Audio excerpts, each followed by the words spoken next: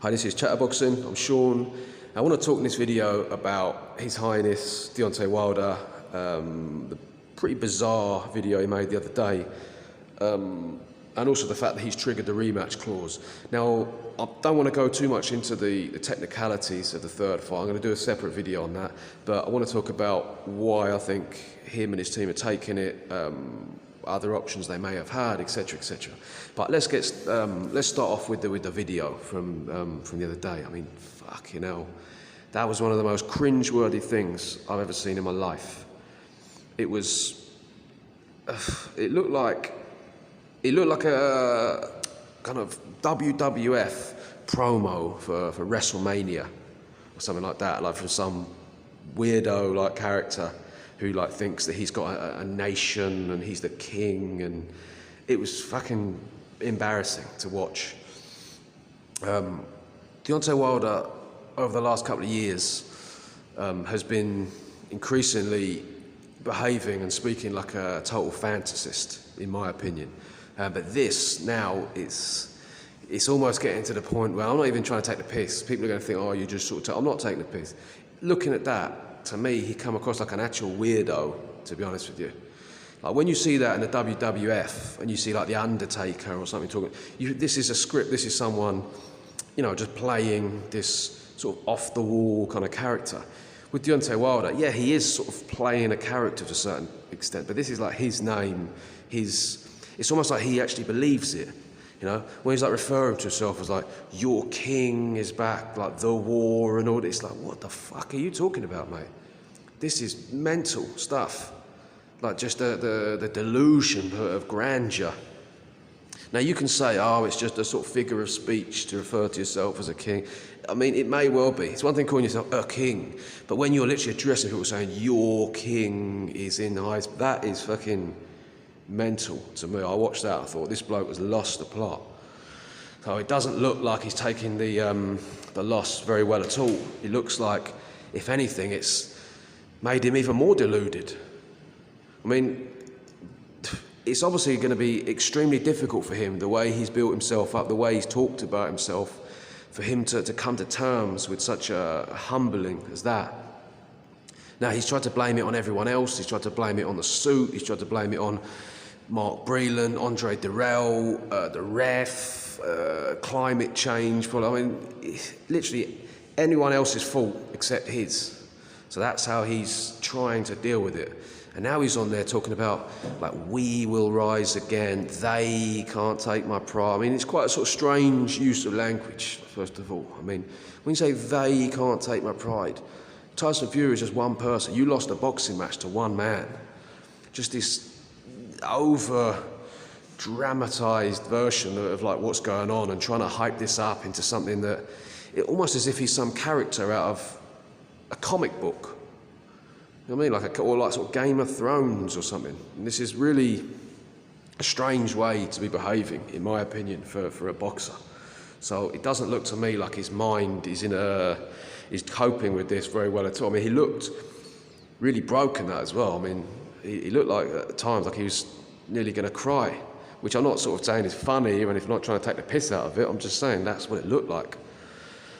So, yeah, I mean, when the fight happened, I remember first of all, pretty much everyone, including myself, was giving him credit for the fact that he did show good heart in there, and he took like really like a pasting from the I'd say from even the first round. He was like, when that final bell went for the first round, he couldn't get back to his corner quick enough, and his body language straight away was like, fucking don't need this. He looked genuinely scared in these big wide eyes, like really shocked.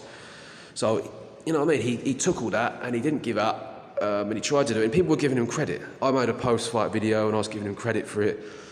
He had a good opportunity then to really gain quite a lot of respect from people, because there's no shame in losing in a boxing match. There's no shame in getting beaten up in a boxing match. That's what happens to lots of people.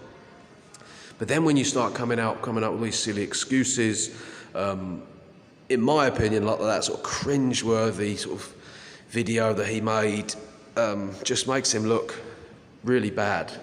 You know what I mean? So, yeah, and it doesn't make me believe that he's going to really do much to really address the faults that he has. I mean, now in terms of the rematch, I'm not really surprised that they took the rematch because, first of all, there's not really much he can do. Even though people would respect, I mean, I think if he'd have said, right, I'm going to take if he was offered step-aside money so that we could have an undisputed fight, I think people would have said, yeah, fair enough. Well, he's done that, give him a bit of time to regroup. He wouldn't have lost any... he wouldn't have been criticised for that, in my opinion. People wouldn't have said, oh, he's ducked the third fight. Even if he did, I mean, you know what I mean? People wouldn't have really had a go at him for that. I think he definitely could have been forgiven for, giving himself more time to get himself ready. So he could have done that. The problem with that, though, is he's now, 35 years old? I don't really see that there's that much, personally, I don't really see there's that much scope, really, for improvement in that time. I mean, what's he going to do in that time? He's going to go and fight against, he could either fight just a couple of absolute nobodies, make hardly any money, and then potentially, Fury might beat Joshua and then retire. Anyway, he might just think, well, I've done everything. You know what Fury's like, you can't really guarantee that he's going to be around forever. So, maybe they're thinking this is the opportunity to make a load of money. Now, if I do that, he could lose to anyone. Now, let's be honest, we don't know what he's going to be like after this fight. He took a real beating. Physically, that will affect him. Psychologically, that could massively. Just looking at that video, it looks to me like it has. And I think most of us would have predicted that it would anyway. Anyone who he's going to fight is going to be a lot more confident than they would have been before. And people were already quite confident. He's had like Dylan White, Anthony Joshua, chasing him, trying to fight him for some time now. So it's not like, even going into that fight, he had this, or everyone was scared of him. That was just in his own head. So now, it's going to be, multiply. Anyone who fights him, well, not anyone, but anyone who's like half decent is going to have quite a bit of confidence. I'm not saying that he can't beat people, that everyone like now can beat him, but it's definitely quite risky for him to fight. Even if he fought, they talk about him fighting Andy Ruiz. Now, if Andy Ruiz can get into any kind of shape and motivation, he's a tough fight for anyone. And stylistically, he could be a nightmare for Wilder. We don't know. Wilder basically has no footwork going back. His balance is shocking. If Andy Ruiz can sort of get inside him, and he weighs a lot more than Wilder, and start to push him back, body shots, who knows? Wilder could just completely crumble. And then he's lost to two people in a bad way, and he wouldn't get as much money fighting Ruiz at this point as he would fighting Fury. So maybe they're just thinking, this will be, we're going to cash out.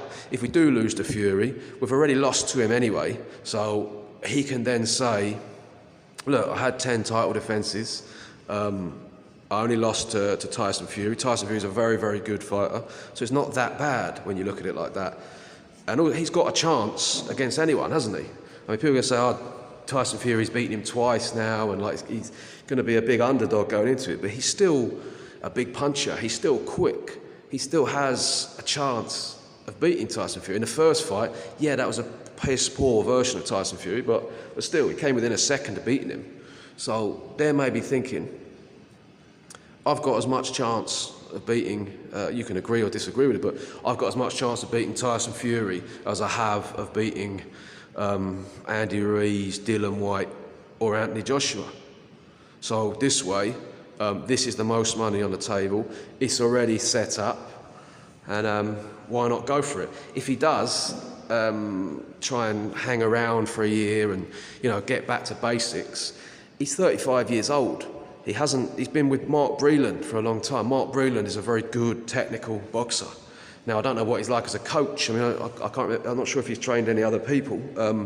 Judging from Deontay Wilder, it's not particularly impressive in terms of technical boxing skills, but still, you've got to think that he's been coached. He came through the American Olympic system. He was a top amateur. You've got to think he knows what he's doing. It's just that Deontay Wilder, for whatever reason, hasn't really focused on it, or he doesn't really pick it up. But he can improve if he picks the right coach and really focuses for a year. But I don't really think he can improve that much. He's got a lot of bad habits, and the division is getting better and better. There's a lot of people coming up that, you know, you got like up and comers like Dubois, Hrgovic, Tony Yoka at Jagba. There's a lot of good people out there. You know, if he's like in a year's time, do you really think that he's going to come back and now start dominating the division? I don't. I think if he beats Fury in a rematch and then he fights, let's say Joshua or Dylan White, he might win one of them. He might, but I think if he hangs around, he's going to get beaten badly again, to be honest. So I don't think, off the top of my head right now, that it's a particularly bad idea going into the Tyson Fury match, all things considered. In terms of the other options, unless he just wants to retire, which I don't think he's going to want to do, you know, I think he's not going to want to retire at this point after a sort of beating and a, you know, sort of humiliating loss like that. I think he's got too much pride. He's got heart as well. I'll give him that. So he's going to want to come back and he's going to want to right the wrong. But yeah, that's what I think. That's what I think they're doing. I think mainly it comes down to money. Obviously, there's going to be pressure on him from PBC, from Fox, also ESPN as well. So yeah, can't think of anything else really at this point. Let me know what you lot think. I'll make another video, say about the early thoughts for next one, and that's it. Thank you very much for watching.